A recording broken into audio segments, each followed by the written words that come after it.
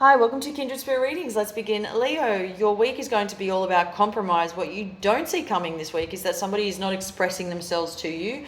They might be hurt. This is somebody that you might be living with.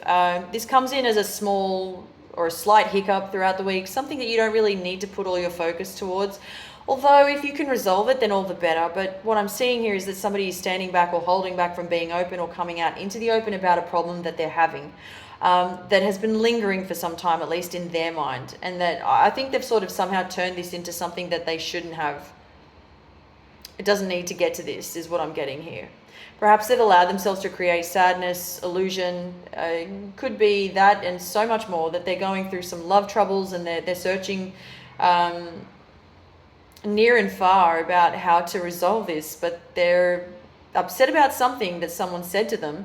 There's something about their personal relationships that's also showing me, that's coming through, that might have something to do with this. And it's you're in the middle of all of this now, having to cope with your own feelings and dealing with this other person's problems at the same time. Now, going back to compromise for you, Leo, as I said, that's what this week is going to be all about, finding middle ground, making sure that also, as much as you are doing things for others, be sure to do things for yourself. Look after yourself, take care of work, but also take care of you.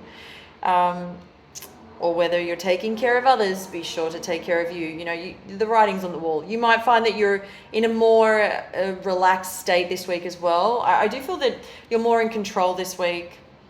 I do feel that you are going to experience new opportunities when it comes to love. This came through rather strongly for those who are single. I dare say that somebody is coming in by the end of the week. You're not going to be able to wrap your head around this because of the amount of people that are now coming into your life. You're sort of not sure how to deal with a lot of these energies, but it's very inviting. Your energy is very inviting. And I mean, this makes for great social skills. And why not? It's a good time for meeting, greeting, networking. And this week, open up to love and affection. And I say this because you've had your work cut out for you. You've been so busy at work, with work. You might also find that you will have the willingness to adapt to different social groups. You're very open-minded this week. Curiosity might get the better of you this week, so be sure not to go overboard. Perhaps do something that is unfamiliar to you.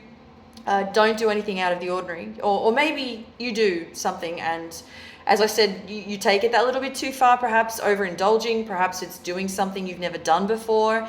And when you're unfamiliar with it, the red flags will be there. If you notice something isn't good for you, then maybe think again.